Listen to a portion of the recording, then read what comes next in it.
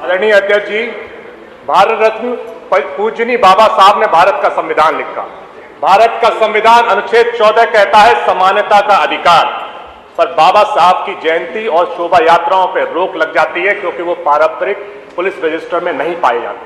जबकि पीडीए समाज जो शिक्षा की लड़ाई बहुत दिनों तक लड़ता रहा, कहां पारंपरिक पुलिस रजिस्टर में उनके शोभा यात्राओं का जिक्र होगा। भारत का संविधान अनुच्छेद 15 कहता है कि धर्म के आधार पर भेदभाव निषेध है, फिर भी बाबा साहब की शोभा यात्राओं पर रोक लग जाती है।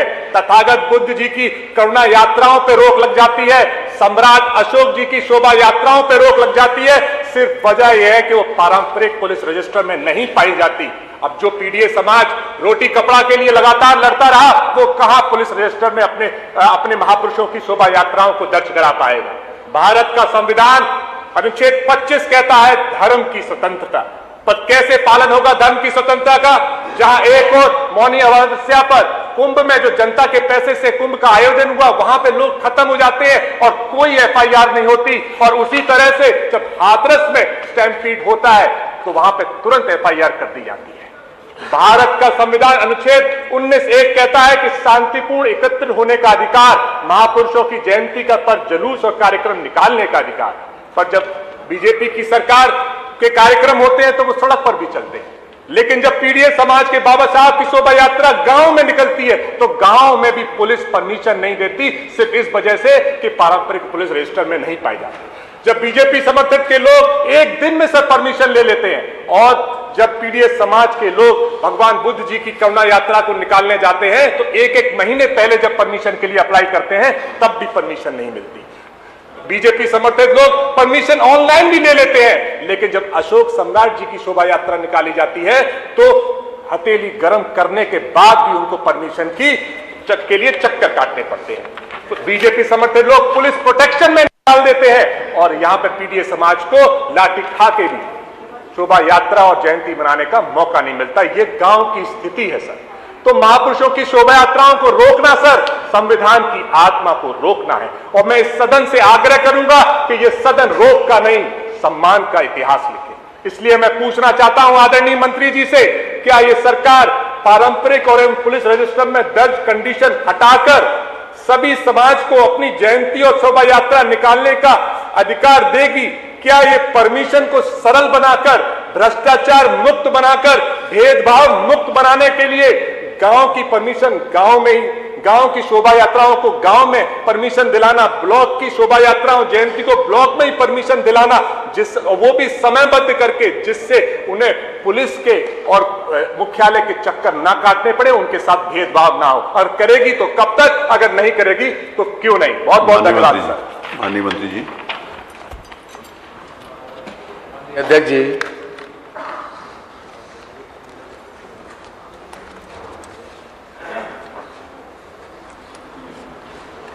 माननीय सदस्य ने जो सवाल उठाया है मान्यवर,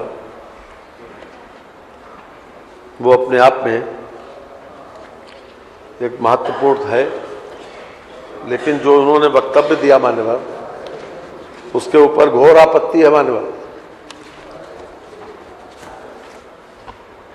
डिस्क्रिमिनेशन अमंग द क्लास नहीं है किसी प्रकार का। इसके लिए बाकायदा जब योगी 2 सरकार आई मान्यवर,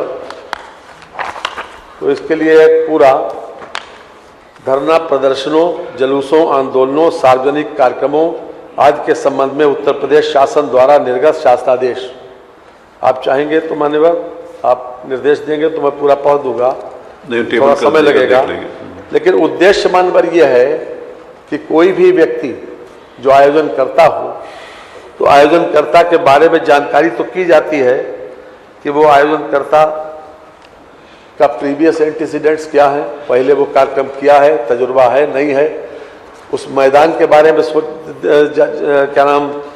आकलन किया जाता है कि उस मैदान की कैपेसिटी कितनी है और संख्या कितनी होनी है, और हर तरह से इस बात की कोशिश की जाती है कि पुलिस की रिपोर्ट के आधार के ऊपर सक्षम मजिस्ट्रेट, वो एसडीएम हो सकता है, एडीएम हो सकता है, उसके आधार पर वो दें।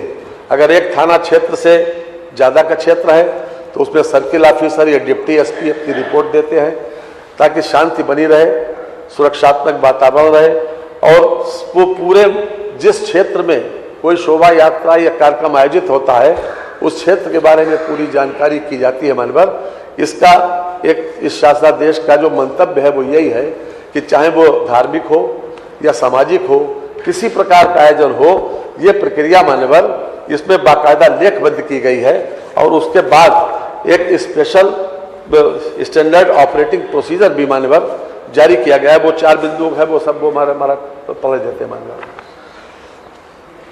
एसओपी के अंतर्गत भीड़ जनित आपदा के दृष्टिगत निरंतर की जाने वाली कार्रवाई, कार्यक्रम में दृष्टिगत अग्रिम तैयारी, आयोजन के दौरान प्रबंधन एवं व्यवस्थापन तथा आयोजन के दौरान किसी भी भगदड़ या आपात स्थिति में की जाने वाली कार्रवाई के संबंध में विस्तृत निर्देश दिए।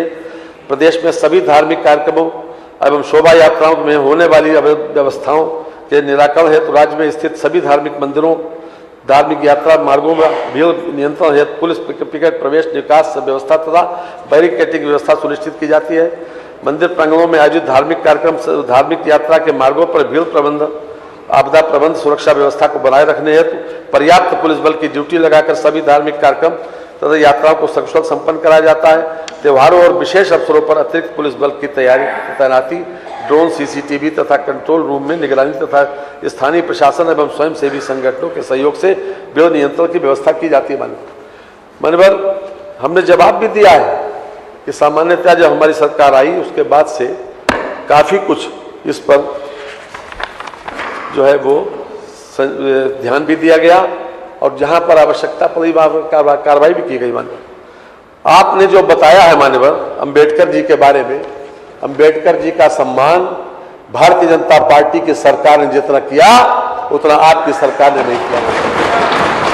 उनके जन्म स्थान से लेकर और जहां उनका देहावसान हुआ, जहां वो क्रिमिनेट किए गए मानवर, उनको बाकायदा पंच तीर्थ करके भारतीय जनता पार्टी की सरकार ने उसको लेकर उसको सजाया, संवारा और आज वो एक प्रेरणा स्थल बने हुए हैं। और जहां कहीं भी, चाहे 14 अप्रैल हो, चाहे उनका निर्माण दिवस हो, चाहे उनका जन्म दिवस हो या निर्माण दिवस हो, पूरे देश में कार्यक्रम मान्यवर आयोजित किए जाते हैं बिना किसी डिस्क्रिमिनेशन के। और आज उत्तर प्रदेश में ऐसे सैकड़ों एग्जाम्पल हैं कि जहां पर गांव-गांव मान्यवर ये आयोजन होते हैं और बाकायदा उनको परमिशन दी जाती है। लेकिन ये देखा जरूर जाता है कि जो भी आयोजक है उनके इंसिडेंट्स क्या हैं और वहां की परिस्थिति के बारे में जरूर पता किया जाता है और पुलिस रिपोर्ट के आधार पर सबको मान्यवर परमिशन दी जाती है। आप चाहेंगे तो मान्यवर हम कल ये परसों में लाके पूरे प्रदेश से लाके हम आपको दिखा देंगे कितनी परमिशन दी गई। लेकिन ये बिला वजह का एक रोज ये उठाया जाता है मान्यवर किसी न किसी रूप में कि जैसे भारतीय जनता पार्टी उनके खिलाफ नहीं ऐसा जितना ये अपने आप पे जो आपका एंगल है वो सोचने का एंगल है हिसाब से होगा। वो संभव नहीं है। ये जहाँ पर पूरे सम्मान और पूरे आदर के साथ दी जाती है, पूरे आदर के साथ जहाँ कहीं संदीप। और आप पे कोई घटना ऐसी नहीं कोई मना किया गया, वो कुछ नहीं, कोई ऐसी घटना, कोई ऐसी घटना नहीं है। नहीं कोई आप बताइए अपने वक्त आप बताओ ना वहां पर सर हमने देखा है सर। आपने देखने संदीप सिंह, माननीय मंत्री जी बैठिए। संदीप सिंह